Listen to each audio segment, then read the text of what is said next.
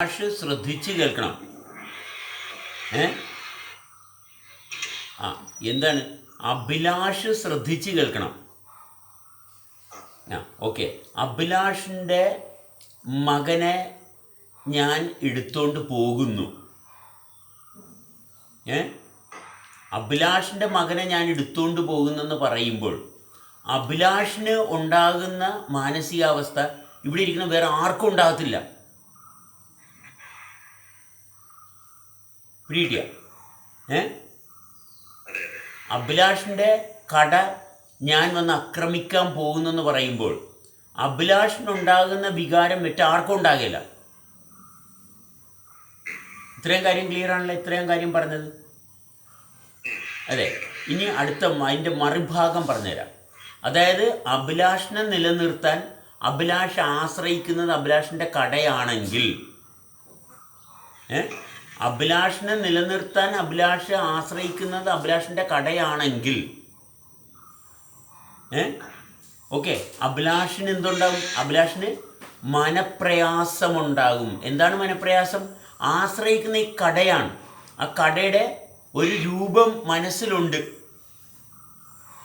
അല്ലെ? ആ കട തല്ലിപ്പൊളിക്കും എന്ന് പറയുമ്പോൾ എൻ്റെ ഉള്ളിൽ ഒരു തകർച്ചയാണ്. അപ്പം തന്നെ കട തല്ലിപ്പൊളിച്ചിട്ടില്ലേ ആരും? കടക്ക് ഒരു കുഴപ്പമില്ല അവിടെ. പക്ഷെ പൊളിക്കുമെന്ന് പറഞ്ഞാൽ എൻ്റെ ഉള്ളിൽ അപ്പം തന്നെ വേദന തുടങ്ങി അല്ലേ? അങ്ങനെ വേദന ഉണ്ടെങ്കിൽ അതിൻ്റെ കാരണം എന്താണ്? അങ്ങനെ വേദന ഉണ്ടെങ്കിൽ തന്നെ കാരണം എന്താണ്? എനിക്ക് സമഗ്രമായിട്ടുള്ള ബോധമില്ലാത്ത കൊണ്ടാണ്.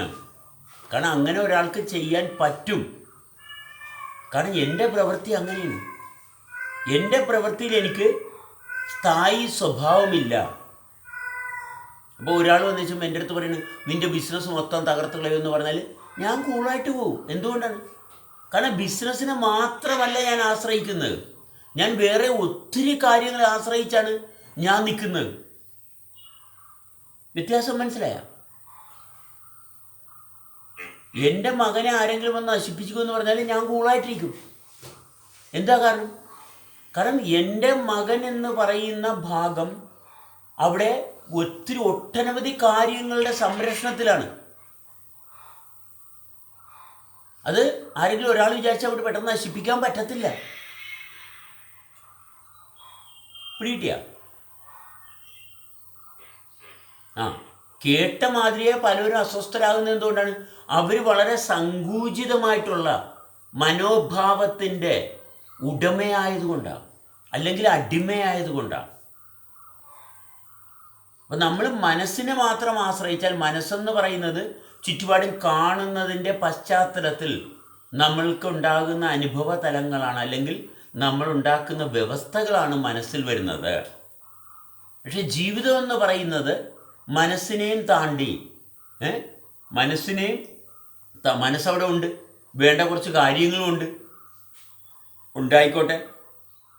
പക്ഷേ അതിനപ്പുറത്തോട്ടും ചില വ്യവസ്ഥകളുണ്ട്. അതിനെ ആശ്രയിച്ചാണ് നമ്മുടെ ജീവിതം പോകുന്നതെങ്കിൽ നമുക്ക് മനസ്സിൽ എന്തൊക്കെ വരികയില്ലെന്ന് കൃത്യമായിട്ടറിയാം. അർഹതപ്പെട്ടതാണ് മനസ്സിലിരിക്കുന്നത്, അതിന് അർഹതയുള്ളതുപോലെ അത് അനുഭവിക്കത്തുള്ളെന്നും അറിയാം. ഈ ഭാഗം വ്യക്തമായോ?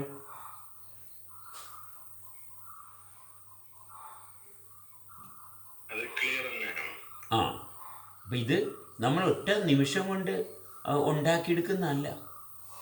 എന്നുവെച്ചാൽ നിരന്തരമായിട്ടുള്ള പ്രവർത്തനത്തിൻ്റെ അനന്തരഫലമായിട്ടാണ്. നിരന്തരമായിട്ടുള്ള പ്രവർത്തനത്തിൻ്റെ അനന്തരഫലമായിട്ടാണ്.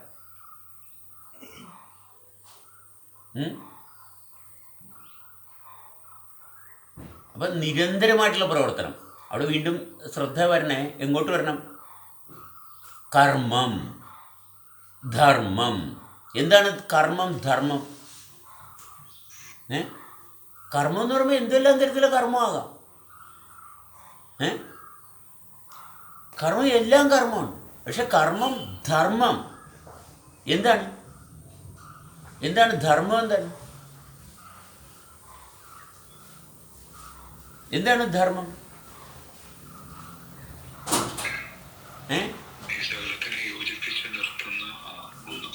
അതെ, ഈ ശരീരമാകാനുള്ള കാരണം അതാണ് ധർമ്മം. ഈ ശരീരമാകാനുള്ള കാരണം ആണെങ്കിൽ ഇവിടെയുള്ള എല്ലാ ശരീരവും ആകാനും കാരണമുണ്ട്, ഇല്ലേ? ഇതെല്ലാം പൊരുത്തപ്പെട്ട് നിൽക്കുന്നതാണ്.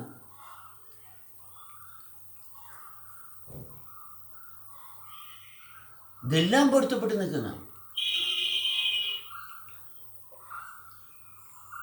ഇതെല്ലാം പരസ്പരം പൊരുത്തപ്പെട്ട് നിൽക്കുന്നതാണ്. അല്ലാണ്ട് പൊരുത്തപ്പെട്ട് നിൽക്കാത്ത ഒരു ശരീരവും ഇവിടെയില്ല. ഒരു വ്യക്തി ധർമ്മത്തെ അനുസരിക്കാത്ത ഒരു വ്യക്തി വരുന്നു, നമ്മളുടെ അടുത്ത് വന്നിച്ചും അപ്പോൾ ഒരു സ്ത്രീ വരുന്നു, ഒരു പെണ്ണ് വരുന്നു, അപ്പോൾ കല്യാണം കഴിച്ച ഒരാളുടെ ഭാര്യയാണ്. ഒരു ഭാര്യ എൻ്റെ അടുത്ത് വരുന്നു, അവൾക്ക് എൻ്റെ കൂടെ ലൈംഗികമായിട്ട് ബന്ധപ്പെടാൻ താല്പര്യമുണ്ട്, അവൾക്കിഷ്ടമാണ്, എൻ്റെ ശരീരവും അതിന് റെഡിയാണ്. പക്ഷെ എൻ്റെ ധർമ്മം എന്തു പറയും?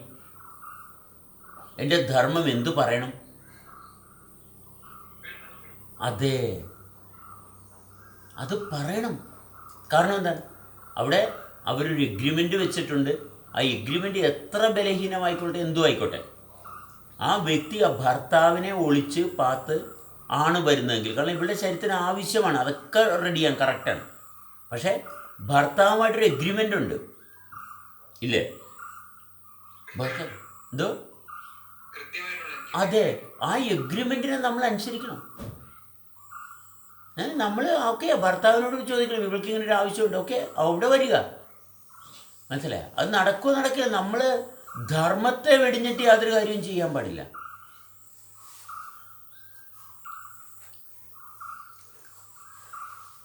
അത് കൃത്യമായിരിക്കണം.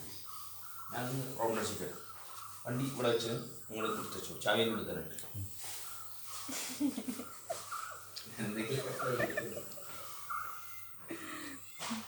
മനസ്സിലായി? ധർമ്മത്തിലായിരിക്കണം.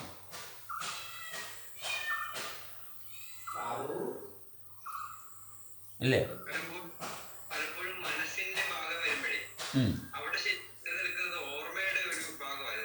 തീർച്ചയായിട്ടും. കാരണം നമ്മൾ ആഗ്രഹിച്ചിരുന്നത് പലപ്പോഴും ഒരു പെൺകുട്ടിയെ ലൈംഗികമായിട്ട് ബന്ധപ്പെടാൻ ഇങ്ങനെ മോഹിച്ചിരുന്നപ്പോഴാണ് ഒരു അവസരം കിട്ടിയത്. അപ്പോഴത് ആ പെൺകുട്ടി ആരാണെന്ന് പോലും നമ്മൾ ചിലപ്പോൾ ശ്രദ്ധിക്കുകയില്ല. ഭയങ്കര അപകടമല്ലേ? ശരീരത്തിൻ്റെ നിയന്ത്രണം എപ്പോഴും ആത്മാവിനായിരിക്കണം, മനസ്സിനാകരുതും.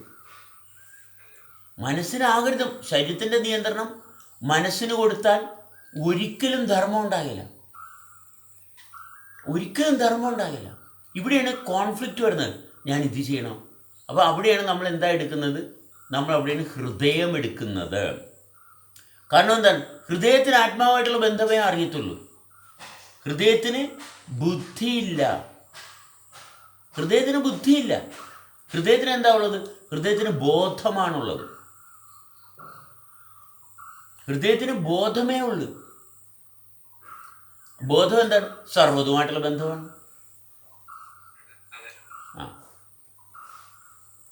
ബുദ്ധി നമുക്കുണ്ട്, ബുദ്ധി അവിടെ വർക്ക് ചെയ്തുള്ളൂ.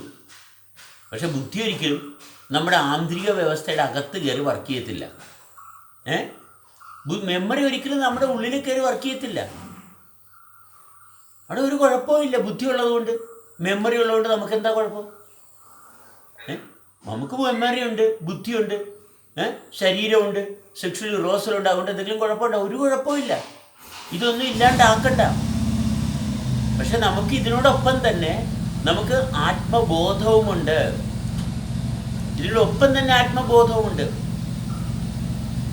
അപ്പോൾ അതുകൊണ്ടാണ് ചിലപ്പോൾ ചില ആൾക്കാർ നമ്മുടെ അടുത്ത് വരുമ്പോൾ നമ്മുടെ ശരീരം പറയും ഇവൻ കൊള്ളത്തില്ലെന്ന് പറഞ്ഞാൽ ഇല്ല. അവനെ കൊള്ളാവുന്നതാക്കുന്നത് ആരാണ്? ഹൃദയമാണ്. കാരണം ശരീരത്തിൻ്റെ പാസ്റ്റ് മെമ്മറിയാണ്. അപ്പം ശരീരത്തിൻ്റെ കസ്റ്റഡിയിൽ കിടക്കുന്നവൻ ഇവൻ കൊള്ളത്തില്ലെന്ന് പറഞ്ഞ് ഇവൻ മാറിപ്പോകും. ഇവന് ആത്മാവായിട്ടുള്ള ബന്ധം വരുമോ? ഇല്ല. അപ്പം ആത്മാവിനെ ഉപയോഗിക്കേണ്ടത് എവിടെയാണ്, എങ്ങനെയാണ്? ഇതിന് നമ്മൾ ജാഗ്രത നിലനിർത്തണം. ഇവിടെയാണ് ജാഗ്രത, സുഷുപ്തി. അപ്പോഴാണ് ആത്മബോധത്തിൽ ശരീരത്തെ നിയന്ത്രിക്കാൻ പറ്റുന്നത്. ആത്മബോധത്തിൽ ശരീരത്തെ നിയന്ത്രിക്കുന്നത്. അപ്പം ശരീരത്തിൽ ട്രാൻസ്ഫർമേഷൻ ഉണ്ടാകണം. അതെ. അപ്പം നമ്മൾ ഈ ശരീരത്തിനാണ് മുൻജന്മവും പുനർജന്മവും ഉണ്ടാണ്. എന്താണ് ശരീരത്തിൻ്റെ മുൻജന്മവും പുനർജന്മവും?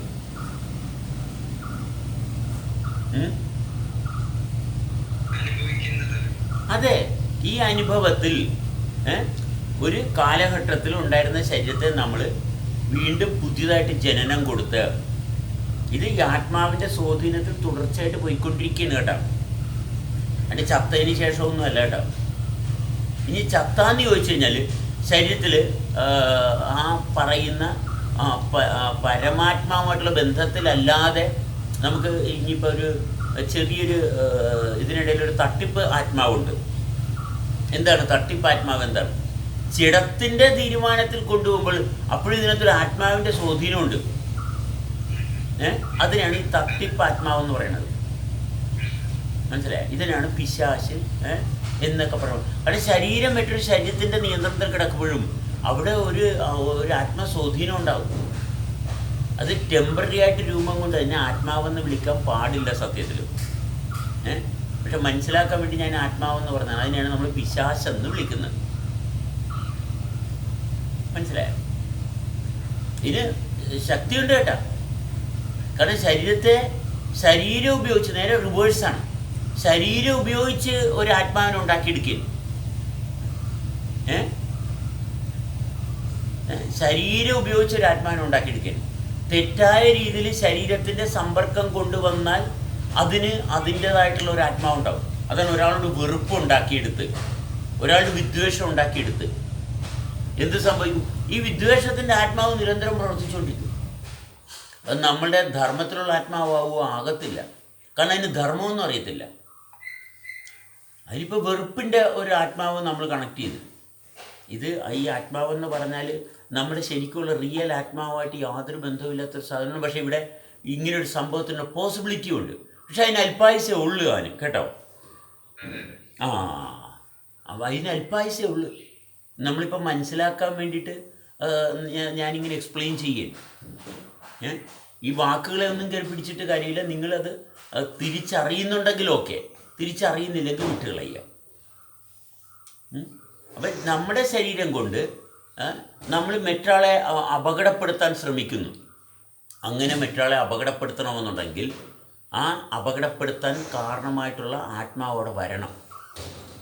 എന്നാലേ ഇയാൾക്ക് ഇത് ചെയ്യാൻ പറ്റത്തുള്ളൂ. ഈ ആത്മാവിനെ എങ്ങനെയാണ്? ഈ ശരീരം ഉപയോഗിച്ച് കൊണ്ടുവരികയാണ്.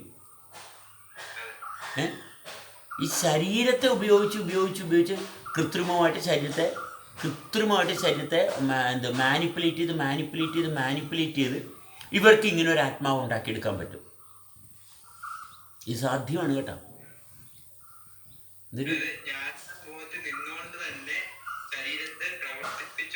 അല്ലല്ല ഞാനെന്നുള്ള ബോധ്യത്തിൽ നിന്നുകൊണ്ട് നടക്കല. ഞാനെന്നുള്ള ബോധ്യത്തിൽ ഇങ്ങനെ ഒരു വൃത്തികേട് ചെയ്യാൻ പറ്റത്തില്ല ഒരിക്കലും. ഞാനെന്നുള്ള ബോധ്യത്തിൽ ഈ പരിപാടി നടക്കല. കാരണം ഒരിക്കലും പരമാത്മാവ് ഇങ്ങനെയുള്ള ഒരു വൃത്തികേടിനെ ഒരിക്കലും കൂട്ടുനിൽക്കത്തില്ല. മനസ്സിലായ? അവിടെ ആ ഒരു പരിശുദ്ധവും പരിപാവനമായിട്ടുള്ള പരിപാടികൾ മാത്രമേ അവിടെ നടക്കത്തുള്ളൂ. അപ്പം ആ ബന്ധം ആദ്യം ഇവർ ഒഴിവാക്കും. മനസ്സിലായ? കാരണം ആ ബന്ധം ഇവർ ആദ്യം ഒഴിവാക്കും. പിന്നെ ഒഴിവാക്കും. കാരണം ഈ ശരീരത്തെ ആത്മാവുടെ ബന്ധം ഒഴിവാക്കി കഴിയുമ്പോൾ ഈ വ്യക്തിക്ക് കുറേ പ്രശ്നങ്ങളെല്ലാം ഉണ്ടാകുന്നു. മനസ്സിലായ? അപ്പോൾ ശരീരത്തിൻ്റെ ചംക്രമണം എല്ലാത്തിൻ്റെ സ്വഭാവം മാറും, സർവ്വ സ്വഭാവം മാറും. മനസ്സിലായ? അതുകൊണ്ട് തുടർച്ച ഉണ്ടാകാതെ പോകുന്നു. അതുകൊണ്ട് മാത്രമാണ് തുടർച്ച ഉണ്ടാകാതെ പോകുന്നത്. അതുകൊണ്ട് സമൂഹത്തിൽ ഇയാൾ ഈ സൈക്കോപാത്തൊക്കെ ആകുന്നത് അങ്ങനെയാണ്. മനസ്സിലായി? സൈക്കോപാത്ത് ഇങ്ങനെയുള്ള വേറിട്ട് നിൽക്കുന്ന എല്ലാ സ്വഭാവ ദൂഷ്യങ്ങളും ഇങ്ങനെയുള്ള അവസ്ഥയിൽ നിന്നുണ്ടാകുന്നതാണ്. ഇത് ഒരാൾ മാത്രം വിചാരിച്ചിട്ട് അങ്ങോട്ട് ഉണ്ടാകുന്നതൊന്നും അല്ല കേട്ടോ. ഒരുപാട് പേര് മർദ്ദം കൊടുത്താണ് ഒരു വ്യക്തി ഈ തലത്തിലോട്ടൊക്കെ തള്ളി എത്തിക്കുന്നത്. എന്നുവെച്ചാൽ തള്ളി എത്തിക്കുകയാണ് ചെയ്യുന്നത് അങ്ങോട്ട്. എന്നുവെച്ചാൽ തെറ്റായ പ്രവണത സമൂഹത്തിൽ കാലങ്ങളായിട്ട് നിലനിൽക്കുന്നതിൻ്റെ പശ്ചാത്തലത്തിലാണ് ഒരു വ്യക്തിയിൽ ഇതൊക്കെ ഇങ്ങനെ രൂപം കൊണ്ട് വരുന്നത്.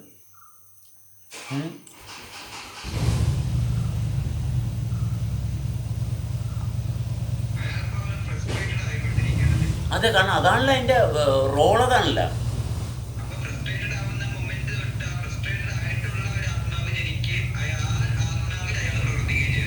അതെ, കാരണം ആ ആത്മാവിനെ ഇയാൾ സൃഷ്ടിച്ചതാ, മനസ്സിലായി? ഈ ആത്മാവിനെ ഇയാൾ സൃഷ്ടിക്കുന്നതാണ്. കാരണം ഇയാൾക്ക് ഈ പറയുന്ന ആ പരമാത്മാവിൻ്റെ ആയിട്ടുള്ള ബന്ധം ഉണ്ടായിരുന്നത് കൊണ്ട് കുറച്ച് സൃഷ്ടിപരമായിട്ടുള്ള കുറച്ച് ടെക്നിക്കുകളൊക്കെ കയ്യിലുണ്ട്.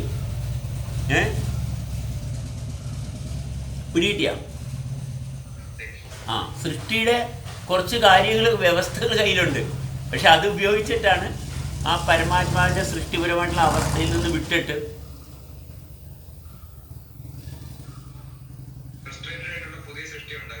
എക്സാക്ട്ലി.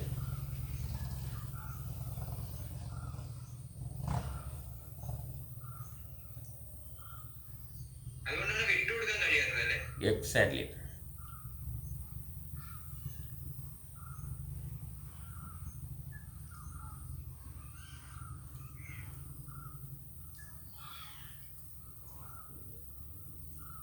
പക്ഷെ ഇത് അനുഭവിക്കുന്ന മറ്റൊരു ആത്മാവുണ്ടല്ലോ, അതായത് ഇപ്പൊ പറഞ്ഞതില് ആ ആത്മാവ് കാരണം അനുഭവിക്കുന്ന മറ്റൊരു ആത്മാവുണ്ടല്ലോ. ഒന്നും കൂടി. അതായത് ഇപ്പൊ പറഞ്ഞു വന്നതില് ആ ആത്മാവ് അനുഭവിക്കുന്ന മറ്റൊരു ആത്മാവുണ്ടല്ലോ. ഇപ്പം ദുഷിച്ച ചിന്താഗതിയുള്ള അല്ലെങ്കിൽ അങ്ങനെ ഫ്രസ്ട്രേറ്റഡ് ആയിട്ട് രൂപം കൊണ്ടുള്ള ഒരു ആത്മാവ്, ആത്മാവിന്റെ സാന്നിധ്യം അനുഭവിക്കുന്ന മറ്റൊരു ആത്മാവുണ്ടല്ലോ. അയാളാണല്ലോ ഈ ആത്മാവ് പോകുന്നത്, അയാളിലേക്കാണല്ലോ ഈ ആത്മാവ് അയാളുടെ ഫ്രസ്ട്രേഷൻ തീർക്കുന്നത്. ഓക്കെ, ആരുടെ നേർക്കാണ്? ഓക്കെ, അതായത് മിഥുനെ ഞാൻ ദ്രോഹിക്കണം, മിഥുനെ ദ്രോഹിക്കണമെന്നുണ്ടെങ്കിൽ മിഥുനിലും ദ്രോഹിക്കത്തക്ക രീതിയിലൊരു ആത്മാവ് ഉണ്ടെങ്കിൽ മാത്രമേ നടക്കത്തുള്ളൂ. അല്ലെങ്കിൽ തൊടാൻ പറ്റത്തില്ല മിഥുനെ. മിഥുന പരമാത്മാവിൻ്റെ അണ്ടറിലാണ് നിൽക്കുന്നതെങ്കിൽ എൻ്റെ ദുഷ്ടാത്മാവിനൊന്നും ചെയ്യാൻ പറ്റത്തില്ല. അതെപ്പോഴും അങ്ങനെ തന്നെയാണ്. എപ്പോഴും അങ്ങനെ തന്നെ. പരമാത്മാവായിട്ട് ബന്ധമൊന്നും നമുക്ക് വിടാൻ പറ്റില്ലല്ലോ. ബന്ധം ആത്യന്തികമായിട്ട് അവിടെ ഉണ്ടെങ്കിൽ പോലും നമ്മുടെ ശ്രദ്ധയിൽ നമുക്ക് കിട്ടാത്തതാണ് നമ്മുടെ ദുരന്തം. അതെ, നമ്മൾ പൈസയുണ്ട്, പക്ഷെ പൈസ വെച്ചിടം കാണുന്നില്ല. മറ്റൊരു പിശാചുമായിട്ട് ബന്ധം ഉണ്ടാവുന്നുണ്ടെങ്കിലും ഇയാളുടെ ശരീരം നശിച്ചുകൊണ്ടിരിക്കുമല്ലേ. അതെ, അല്ലെങ്കിൽ ആ ഒരു ആത്മാവായിട്ട് ബന്ധം ഉണ്ടെങ്കിൽ അത് ഫ്ലറിഷ് ചെയ്യണമല്ലോ, സംഭവിക്കുന്നില്ല. അതായത് നമുക്ക് 10 രൂപ കാണാനില്ല, നമ്മുടെ ശ്രദ്ധയിലല്ലേ കാണാണ്ടുള്ളൂ. 10 രൂപ എവിടെയുണ്ട്? അതെ, അതാണ് മനസ്സിലായി. 10 രൂപ നഷ്ടപ്പെട്ടു പോയിട്ടില്ല. അതുപോലെയാണ് പരമാത്മാവായിട്ടുള്ള ബന്ധം നമ്മുടെ ശ്രദ്ധയിൽ വരുന്നില്ല. അപ്പം ഞാൻ എൻ്റെ ശരീരത്തിൻ്റെ നിയന്ത്രണത്തിലാവും, അപ്പം ജഡത്തിൻ്റെ നിയന്ത്രണത്തിലാവും. അവിടെയാണ് ഈ പറയുന്ന ഈ ഫോഴ്സുകളാണ് എടുക്കുന്നത്, മനസ്സിലായ? ശരിക്കും അതിനെ നമ്മൾ ആത്മാവെന്ന് വിളിക്കാൻ പാടില്ല. അതുകൊണ്ടാണ് സാത്താൻ എന്നുള്ള പേരിട്ടിരിക്കുന്നത്. മനസ്സിലായി? ഇത് സത്യത്തിൽ ആത്മാവെന്നല്ല അതിൻ്റെ പേര്, അതിനെ പിശാച് എന്നാണ് വിളിക്കേണ്ടത്. പക്ഷെ എന്തുകൊണ്ട് ഞാൻ ആത്മാവെന്ന് പേരിട്ട് പറഞ്ഞു? എന്തുകൊണ്ട് പറഞ്ഞു? അല്ല, ആത്മാവിന് സദൃശ്യമായിട്ടുള്ള, ആത്മാവിൻ്റെ ആ പൂർണ്ണതയിലോട്ട് എത്തത്തില്ല, പക്ഷേ എന്നാലും സദൃശ്യമല്ല, കണ്ണുകൊണ്ട് കാണാൻ പറ്റാത്തൊരു ശക്തിയാണ്. മനസ്സിലായി? അതൊരു ശക്തി മാത്രമാണ്, മനസ്സിലായി? കണ്ണുകൊണ്ട് കാണാൻ പറ്റത്തില്ല. ഇപ്പം ഇതിങ്ങനെ പറയുമ്പോഴത്തേക്കും ഒരുപാട് കൺഫ്യൂഷൻ ഉണ്ടാവും. ഒരുപാട് കൺഫ്യൂഷൻ ഉണ്ടാകും. കാരണം ആ കൺഫ്യൂഷൻ ഉണ്ടാകാൻ വേണ്ടിയിട്ട് തന്നെയാണ് നമ്മളിത് ഇങ്ങനെ തന്നെ ഡെലിവറി ചെയ്യുന്നത്. കാരണം കൺഫ്യൂഷൻ ഉണ്ടാകുന്നുണ്ടെങ്കിൽ ആ വ്യക്തിയുമായിട്ട് ആ വ്യക്തിക്ക് ബന്ധമില്ല. ആർക്കാണോ കൺഫ്യൂഷൻ ഉണ്ടാകുന്നത് അവർ ശ്രദ്ധിക്കണം, പരിശോധിക്കണം. മനസ്സിലായി? ഒരാൾ ഒരു വിഡ്ഢിത്തരം പറഞ്ഞെന്ന് തോന്നുന്നുണ്ടെങ്കിൽ അവിടെ ആ സ്റ്റേറ്റാണ് കൺഫ്യൂഷൻ. അയാൾ പറഞ്ഞത് അയാളുടെ ക്ലാരിറ്റി. എൻ്റെ ക്ലാരിറ്റിയിൽ എനിക്ക് നിൽക്കാൻ പറ്റുന്നില്ല മറ്റൊരാളൊരു കാര്യം പറയുമ്പോൾ. അതാണ് പരിശോധിക്കേണ്ടത്, മനസ്സിലായ?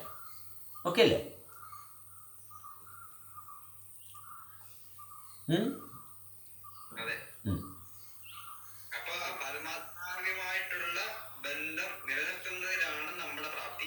എക്സാക്ട്ലി. അതുകൊണ്ടാണ് മറ്റുള്ളവർ ചെയ്യുന്ന പ്രവൃത്തി നമ്മളെ ബാധിക്കാതെ കൊണ്ടുപോകണം. അല്ലാതെ നമുക്ക് നമ്മളിലേക്ക് വരുന്ന ഫോഴ്സ്, അതായത് നമ്മളിലേക്ക് വരുന്ന ഈ ഫോഴ്സുകളെ നമ്മൾ റിജക്ട് ചെയ്യണമെന്നുണ്ടെങ്കിൽ കൃത്യമായി പരമാത്മാവുമായിട്ടുള്ള ബന്ധം നമുക്ക് പുലർത്തണം. എക്സാക്ട്ലി. അപ്പോൾ അവിടെയാണ് നമ്മുടെ ത്വക്കിൻ്റെ സ്ഥാനം വരുന്നത്. നമ്മുടെ സ്കിന്നാണ് എന്ത് കാണിച്ചു തരുന്നത് നമ്മളെ. നമ്മൾ വേണ്ടാത്ത കാര്യത്തിലോട്ട് പോകുന്നില്ല, ഇതിൻ്റെ അകത്ത് തന്നെ നിൽക്കണം. ഇവിടെയാണ് സ്കിന്നിൻ്റെ, ആ ത്വക്കിൻ്റെ, ചർമ്മത്തിൻ്റെ സൗന്ദര്യം എന്ന് പറയുന്നത്. അല്ലാണ്ട് ചന്ദനത്തിൻ്റെ പരിമണം, പരസ്യമല്ല, സോപ്പിൻ്റെ പരസ്യമല്ല, മനസ്സിലായ? ബോധത്തിൻ്റെ പരസ്യമായിരിക്കണം, മനസ്സിലായ? മറ്റുള്ളവർ എൻ്റെ ചർമ്മം കണ്ടിട്ട് അവരെ ആകർഷണീയനായി, അങ്ങനെ ആക്കാൻ പാടില്ല. അത് ഒരു സ്ത്രീയെയും കണ്ടിട്ട് മറ്റൊരു വ്യക്തിക്ക് അവളോട് ലൈംഗിക ആസക്തി ഉണ്ടാക്കത്തക്ക രീതിയിൽ ഇവൾ നടക്കുന്നുണ്ടെങ്കിൽ അവളുടെ ജീവിതം തൊലഞ്ഞു പോകത്തേ ഉള്ളൂ, മനസ്സിലായ? മറ്റൊരു പുരുഷനെ കണ്ടാൽ, എൻ്റെ ശരീരം കണ്ടാൽ അവന് ആകർഷണം തോന്നത്തക്ക വിധത്തിൽ ഒരു പെൺകുട്ടി നടക്കുന്നുണ്ടെങ്കിൽ അവളുടെ ജീവിതം കഷ്ടകാലമായിട്ട് പോകത്തേ ഉള്ളൂ. പിടികിട്ടിയ?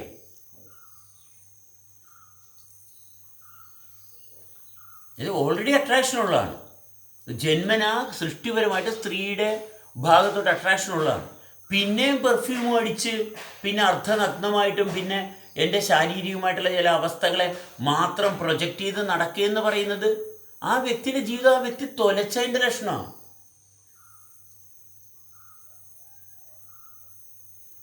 പിടികിട്ടിയ? ആ വ്യക്തിയുടെ ജീവിതം ആ വ്യക്തി തൊലച്ചു. പിന്നെ ആ വ്യക്തിയുടെ അടുത്ത് ആര് പോയിട്ട് എന്ത് കാര്യമായിരിക്കുന്നു?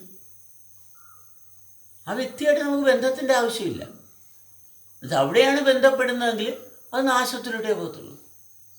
കാരണം സ്ത്രീയുടെ സൗന്ദര്യം എവിടെയാണ്? സ്ത്രീയുടെ സൗന്ദര്യം എവിടെയാണ്? നമ്മുടെ അടുത്ത് നിൽക്കുന്ന ആളുടെ തെളിച്ചത്തിലാണ്, മനസ്സിലായി? അടുത്ത് നിൽക്കുന്ന ആളുടെ അഭിമാനത്തിലാണ് സ്ത്രീയുടെ സൗന്ദര്യം. സ്ത്രീയുടെ സൗന്ദര്യം എന്ന് പറയുന്നത് അടുത്ത് വരുന്ന ആളുടെ അഭിമാനത്തിലാണ് സ്ത്രീയുടെ സൗന്ദര്യം വരേണ്ടത്. അയാൾക്ക് മാന്യമായിട്ട് നിൽക്കാൻ സാധിക്കുന്നു, അതാണ് സ്ത്രീയുടെ ഏറ്റവും വലിയ സൗന്ദര്യം. അയാൾക്ക് മാന്യമായിട്ട് നിൽക്കാൻ പറ്റുന്നില്ലെങ്കിൽ അയാൾ മാനസികമായിട്ട് വികലമായി പോകുന്നു. അങ്ങനെയാണെങ്കിൽ അത് സ്ത്രീത്വമല്ല, അത് സ്ത്രീത്വമല്ല, മനസ്സിലായ?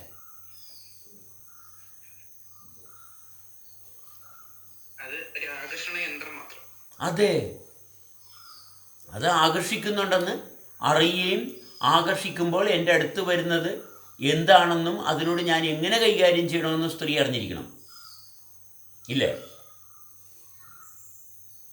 അവിടെയാണ് സ്ത്രീയുടെ മാന്യത. ഇത് പുരുഷന് ഇതുപോലെ തന്നെ. പുരുഷന് എന്താണ്?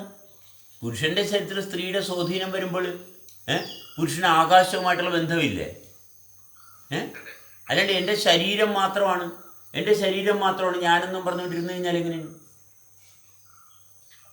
എൻ്റെ ശരീരം മാത്രമാണ് എന്നും പറഞ്ഞുകൊണ്ടിരുന്നു കഴിഞ്ഞാൽ എങ്ങനെയാണ്? അത് ഓൾറെഡി അവിടെ ഉണ്ടല്ല. ആ പുരുഷനാണ് ആത്മബോധത്തെ തെളിക്കുന്നത്. സ്ത്രീയുടെ സാന്നിധ്യത്തിൽ എൻ്റെ ശരീരത്തെ ആകർഷിക്കുന്നു. ആ ആകർഷണത്തിൽ പെട്ടുപോകാതിരിക്കാൻ ആത്മാവിൻ്റെ സ്വാധീനത്തിൽ ശരീരത്തെ നിലനിർത്തണം. അതാണ് ആകാശം. അവിടെയാണ് ആകാശമായിട്ടുള്ള ബന്ധത്തിൻ്റെ ഏറ്റവും മനോഹരമായിട്ടുള്ള പ്രാപ്തി. അവിടെ നമ്മൾ തളരത്തില്ല, ക്ഷീണമില്ല. അവിടെ നമ്മൾ തളരത്തില്ല, മനസ്സിലായ?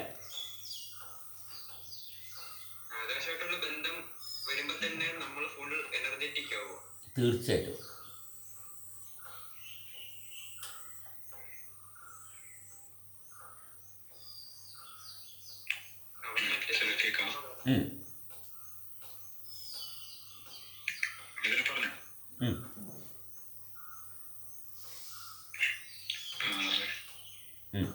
നമ്മൾ ഈ ദുരാത്മാവിന്റെ കാര്യം പറയുമ്പോഴേ ചിലപ്പോൾ നമ്മൾ താമസിക്കുന്ന പാർപ്പിടം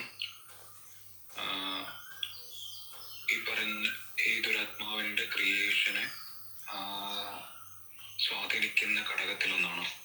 ഒന്നും കൂടി നമ്മൾ ഈ ദുരാത്മാവിന്റെ ജനനത്തെ പറ്റി പറഞ്ഞല്ലേ?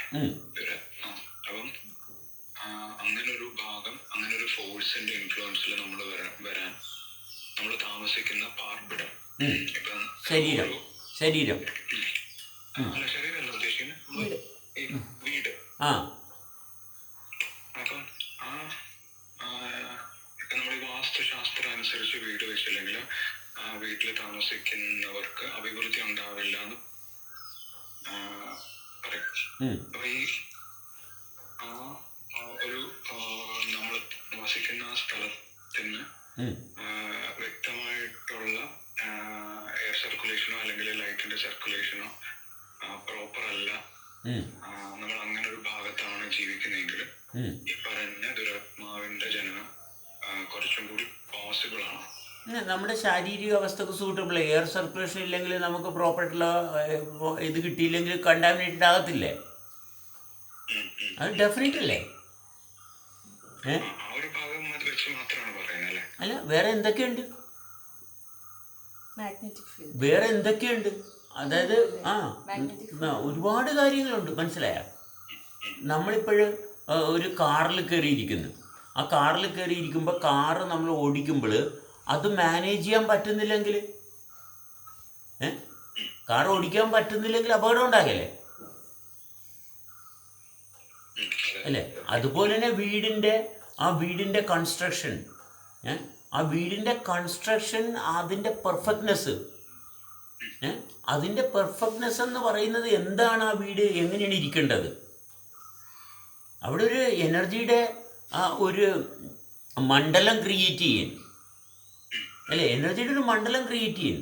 അതിനകത്ത് ഇപ്പോഴൊരു കറക്റ്റ് ആംഗിളിലല്ല ഒരു കാര്യം പണിതിരിക്കുന്നത്. ഇപ്പോൾ റൂഫ് ആയിക്കോട്ടെ, റൂഫ് കറക്റ്റ് ആംഗിളിലല്ല. അതുകൊണ്ട് എന്ത് പറ്റും? ഒരു ലോഡ് എപ്പോഴും ഒരു ഭാഗത്തോട്ടായിരിക്കും, അല്ലേ? അവിടെ എന്തായിരിക്കും? അവിടെ എപ്പോഴും ഒരു ത്രട്ട് നിൽക്കുകയാണ്, അല്ലേ? ആ എനർജി നമ്മൾ ബാധിച്ചുകൊണ്ടിരിക്കും. അവിടെ ആക്യുറസി ഡെഫിനറ്റാണ്. മനസ്സിലായ? ആക്യുറസി ഡെഫിനറ്റ് ആയിരിക്കണം. പിടികിട്ടിയ? അവിടെ അല്ല, അതെല്ലാം ഇങ്ങനെ ഒരു വേണ്ടാത്ത രീതിയിലാണെങ്കിൽ അത് നമ്മളെ ഇൻഫ്ലുവൻസ് ചെയ്യും. കാരണം ആ സ്ട്രക്ചർ നമ്മളെ സ്വാധീനിച്ചുകൊണ്ടിരിക്കുക. ആ സ്ട്രക്ചറിലുണ്ടാകുന്ന ചേഞ്ചസ് അത് ഡ്രാസ്റ്റിക്കായിട്ട് അത് കൊളാപ്സ് ചെയ്യാൻ പോകുന്ന ഭാഗത്തോട്ട് പോയിക്കൊണ്ടിരിക്കുന്നത്. ഇത് നമ്മുടെ ബോഡി സെൻസ് ചെയ്യത്തില്ലേ? നമ്മുടെ ബോഡി സെൻസ് ചെയ്യും. നമ്മളറിയുന്നില്ലെങ്കിൽ നമ്മുടെ ബോഡി സെൻസ് ചെയ്യും. കാരണം ബോഡി നമ്മൾ പ്രൊട്ടക്റ്റ് ചെയ്യാൻ നോക്കിയാണ്. പക്ഷേ നമ്മുടെ ബോഡി ഇത് സെൻസ് ചെയ്യും.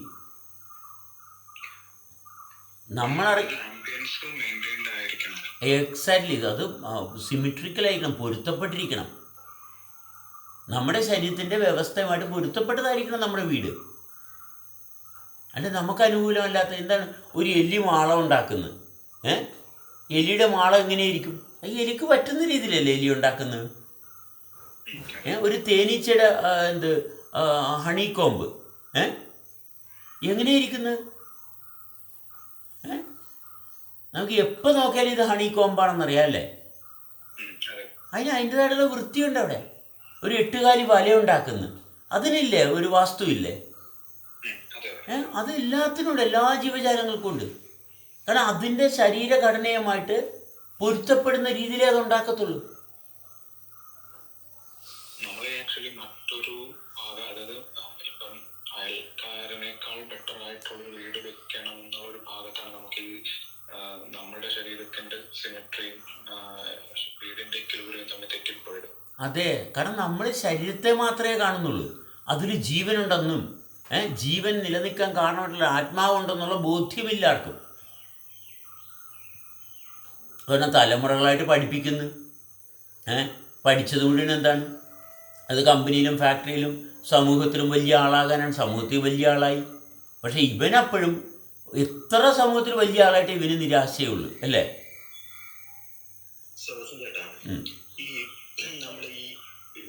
നമ്മളെ 8 കാലിന്റെ ഉദാഹരണം പറഞ്ഞിട്ടുണ്ടല്ലോ. അപ്പൊ 8 കാലിന്റെ ഉദാഹരണത്തില് നമ്മളിപ്പോ 8 കാലിക്ക് ഒരു വീട് വേണം, അല്ലെങ്കിൽ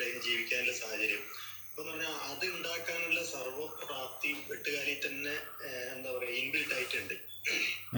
ഒരു സാധനം പോലും പുറത്തുനിന്ന് അന്വേഷിച്ച് കണ്ടുപിടിക്കേണ്ടതില്ല. എല്ലാ കാര്യങ്ങളും അതെവിടെ കെട്ടണം, അതിന്റെ പിന്നെ സാധനങ്ങള്, എല്ലാ സാധനവും എട്ടുകാലിന്റെ ഉള്ളിൽ തന്നെ ചെയ്യുന്നത്. എല്ലാ കാര്യങ്ങളും എട്ടുകാലിക്ക് തന്നെ അറിയാം. അതിന് വേണ്ട തത്വം പിടിക്കാനും എല്ലാം അറിയാം. പക്ഷെ മനുഷ്യനെ സംബന്ധിച്ചിടത്തോളം നമുക്ക് ഒരുപാട് ചുറ്റുപാടുമായിട്ട് മാനസികമായിട്ട് തന്നെ ആശ്രയിക്കാനുള്ള ഈ ആശ്രയം എന്ന് പറയുന്നത് പലതും നമ്മളില് ഇല്ലാത്തത് കൊണ്ട് ഉള്ളെടുക്കുന്നത് നമുക്ക് എടുക്കേണ്ടി വരുന്നുണ്ട്. അപ്പൊ പരസ്പര കൊടുക്കലുമാണെങ്കിൽ വെച്ചിട്ടാണ് അതിന്റെ സഫറിങ്ങും പെയിനെല്ലാം തുടങ്ങുന്നത്. അപ്പൊ അതുപോലെ തന്നെ നമ്മളൊന്നും ആഗ്രഹിക്കുന്ന നമുക്കൊരു സങ്കല്പമുണ്ട്. പക്ഷെ ആ സങ്കല്പം പൂർത്തീകരിക്കാൻ നമുക്ക് ആവണമെന്നില്ല. സങ്കല്പം പൂർത്തീകരിക്കാൻ ശക്തിയില്ല ഒരാൾ വന്ന് നമുക്കത് ആക്കി തന്നു കഴിഞ്ഞാൽ നമുക്ക് വേണമെങ്കിൽ അതിൻ്റെ ഉള്ളിൽ കയറിയിരിക്കാം. അല്ലെങ്കിൽ നമുക്ക് അതിനുള്ള സഹായം നമ്മൾ പുറത്ത് അന്വേഷിക്കും. അതിന്റെ സാധനം